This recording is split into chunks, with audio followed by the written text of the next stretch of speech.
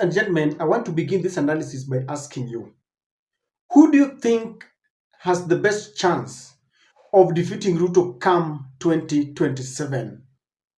Names have been floated. Some people are saying that Kalonzo Musyoka can defeat William Ruto if he finds a best running mate that they can team up with and they rally Kenyans behind them. They can defeat William Ruto come 2027. Other people are saying that, Matiani can team up with Okia Mutata. Others are saying that Raila should come back to the race. Others are saying that, can we try a young man like Morara Kebaso? Names have been given. Some are saying that if the constitution were to be changed, we would bring back Uhuru Kenyatta. But from where you sit, who do you think can give William Ruto a run for his money? Because the fact on the table is that people are very tired of William Ruto's policies. Abductions, untold suffering, high taxes, corruption and wastage, unemployment. But then, amidst the dissatisfaction with the government, do we have an alternative, someone who can stand and convince Kenyans that, I am the alternative leadership? The same thing happened in the USA when Donald Trump realized that people were tired of this LGBTQ and he says that they had left Christianity. He told them, we need to take up our Bibles. I will change the country. I will ensure that all this rubbish of trying to convince our children that they are not in the right body, they want to go through surgery and change their gender and all this, we must change this. And Americans listened to Donald Trump and they said, this is the man. And that is part of the reason why some are convinced that this is the time to return back the USA, the dignity of the USA that has been lost, the lost glory. Do we have such a person who can stand up and say, even though we have a bad leader, I am here and I'm offering myself and this is what I will do and this and that? That is the question. Now today there was an ugly confrontation between the Azimio remnants that remained in Azimio when the ODM walked out. Raila walked out and gave William Ruto some 4 leaders from the ODM, and they were appointed into ministerial positions, and Raila has maintained that they are not in government, they are only but helping William Ruto. The question is, why help a man they were competing with? Why help a man he has accused of betraying him? A man he accused of manipulating votes to take his victory. He even went to the streets and people were killed on the same. That is the question. But as always, some people say that Baba is always right. This time round, I don't know whether he's right. It seems they have never met in a public forum ever since Raila, left with these people. And of course, it has followed that Eugene also said he's not in Azimio, and Martha Karua has also left. But they seem to be still working together, the Azimio remnants. So the former Speaker of the National Assembly, Kenneth Otiato Marende, lost his father. And that gave the politicians a platform, and they met, I think, for the first time in as many weeks or months. And they turned that ground into political arena.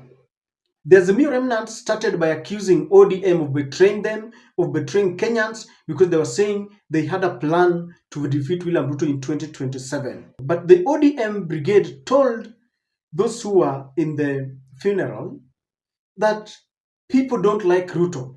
But the kind of opposition that is being offered by Jeremiah Kioni, Kalonzo Musyoka, Eugene Wamalwa, is a very weak opposition that cannot shake William Samoei Ruto.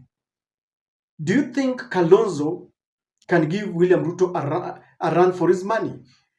Even before 2027, do you think Kalonzo is doing enough together with the group that are Eugene and Jeremiah Kioni? Do you think they are doing enough? Do you think they have presented themselves in a manner that they are convincing people that they are the alternative voice? Listen to this ugly confrontation. And please, as you watch the video, kindly like the video. It helps promoting the video. Namwita Omwami waliingia kwa serikali ya broad based wakati aliitwa tulikuwa na yeye kwa ofisi yangu, akaniambia Mwami, angalia simu. Mwami, sitaongea nini kuaibisha, lakini ulituacha kusema ngoja niende, ninarudi.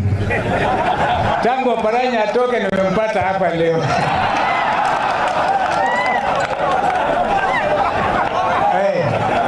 Lakini rafiki yangu sana Opanya, na mheshimu sana Opanya, lakini usiwache nikamwambia ndugu yangu uliondoka bila taarifa.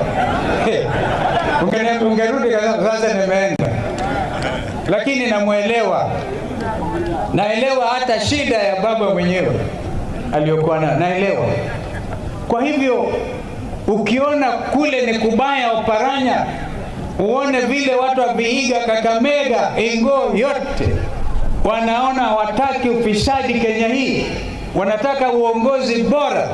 Hawataki serikali ya kujipiga kifua. Ukiona ni kubaya, usikubali, usingojee kiumane. Tuungane tuwapeleke nyumbani. Sina mnayo.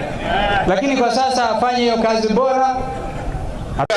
Mimi I'm challenging them to join the campaign ya kusaidia baba akue AUC chair. Lakini mambo bure tu hapa wanakuja kuongea. Hiyo ni bure kabisa. Semeni bure kabisa. Kwa sababu mtu kama Jeremia Kioni, na mimi nilikuwa nataka niongee kama ako hapa. Huyu jamaa alidanganya Mudavadi sana 2013. Hadi sasa Wakikuyu wanapigia Mudavadi kura. Mimi wakati huo nilikuwa sijaingia kwa bunge, nikaamini kabisa. Yaani hata polling station ya Mudavadi hakuna kura ilitoka hapo. Hiyo inamaanisha hata yeye na bibi yake hawakupigia Mudavadi kura. 2022 mumeona sasa, Azimio tusukume baba pande mulima. Si muliona dakika ya mwisho waligeuka baba? Sasa hii mambo ya kutuambia hapa ati sisi tushikane na mulima ndio tupate urais, hiyo tena ni uongo wengine mara tatu. Sisi kiongozi wetu Waluya, na sisi tunamfuata yule kiongozi Mheshimiwa Wycliffe Ambeza Opanya. Yeye ndio kiongozi wetu. Ni ukweli, hata mimi ni mmoja wao, nilisimama juzi nikasema nikipewa motion ya kutoa Ruto nitatoa. Ni ukweli watu hawapendi Ruto. Lakini watu ambao wanatembea hapa wameongozwa na Kalonzo, ndio wanaweza toa Ruto kwa kiti, tusemane ukweli bwana. Let's be serious. Ndio watatoa Ruto kwa kiti hawa. It is true watu hawapendi hiyo jamaa. Lakini ati hawa bwana, porekezi mpaka bwana. Sasa mimi nimeweka peremende kwa mdomo, sasa niwe napiga kelele ya nini? Sinikula peremende. Hiyo peremende nipatie watu wangu kidogo pia wakule peremende, si ndio? Hiyo ndio mambo. Watu wanaongea hapa wako kwa tabu kubwa. Na hiyo ndio kweli wa watu wanateseka. Unajua mimi ndio nakaa nao karibu. Nikikaa nao karibu wanasema Opanya afadhali wewe. Sasa sisi tuko kwa tabu. Lakini wakifika hapa hawawezi kusema hayo mambo. Mnasikia? Lakini nyinyi muendelee kushika serikali, kwa sababu serikali ndio iko na mali ambayo inaweza kuleta maendeleo, kusaidia watoto wenu na kusaidia nyinyi wenyewe. Mkiwa mbali ya serikali, basi utakuwa kama hawa tu, unaongea na inapita, kwa sababu wanaongea kwa Ruto na Ruto mwenyewe hayuko hapa, asikii. Na mimi siwezi kila siku nikasikia hao, kila siku na report, niwe mtu wa kureport, hiyo si kazi yangu. Mimi nikienda huko ni kuomba mambo ya kuja kusaidia nyinyi. Hapana kupeleka vitina vya kina Kalonzo na kina Jin, hiyo mimi siko. Sindio? Hey. Now from where I sit, Kalonzo has got his ways of playing politics. He's not very abrasive. He plays this kind of soft politics together with Eugene. Jeremiah is a bit abrasive, but not so much. And they should be left to play their politics the way they want. if they believe that is what will take people to Canaan, we should give them time to play their part in opposition. I also gathered very carefully, that ODM should not tell us that they are in opposition. They should not tell us that they're not in government. It has been confirmed by the former deputy party leader, Wycliffe Opanya, that he is now in government, and he was saying that that is where there are goodies. He was saying that those who are making noise like Kalonzo Musyoka are in dry land or dry spell. And so he's saying that they keep on crying to Opanya that things are bad, but when they meet the people, they now say that, you know, what you're doing is not good. But Opanya has confirmed that they are in government. So we do not want to hear anyone telling us that they are not in government, because the spirit and the actions can be seen that they are fully in government, because Baba is being supported to clinch the AUC seat, which I doubt whether he will, because the kind of campaign or the manner in which they're doing their campaigns is really wanting. If Baba wins, it will be because maybe of his closeness to some of the African presidents.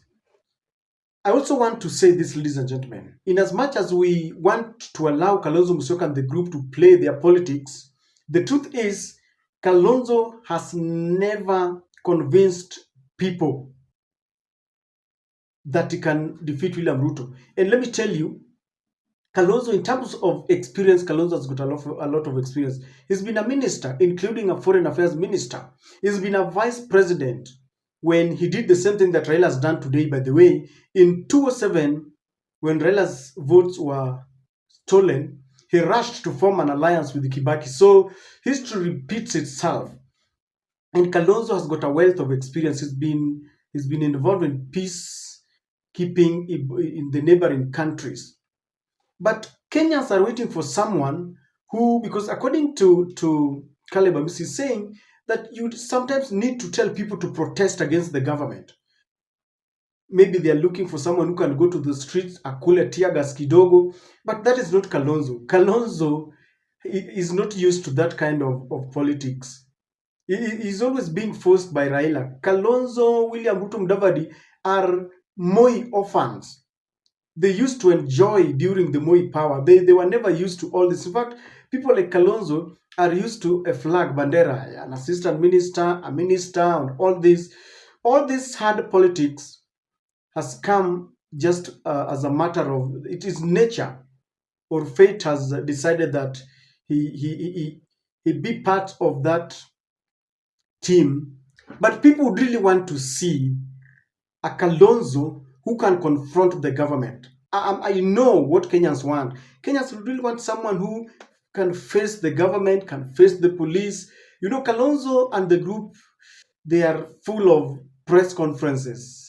Those do not, convince people. But given a chance, I believe Kalonzo is one man who can change this country because of that experience. I know he's not fresh, he's part of the system that I would really want to go, because if you ask me, all these politicians, Raila, Kalonzo, Jeremiah, Jui, Ruto, all of them should go. But given a chance, if we all have them as the devils, I think Kalonzo, can do better. For the ODM supporters, Kalonzo has stood by Raila from 2013, 2017, and 2022. And I think kama ni kurudisha mkono, Kalonzo deserves it. I think Kalonzo deserves it. The other question that is coming to play is the Mount Kenya votes. You can never run away from history. Jeremiah Kioni was Mudavadi's running mate in 2013. It is on record and it will continue to haunt Jeremiah Kioni.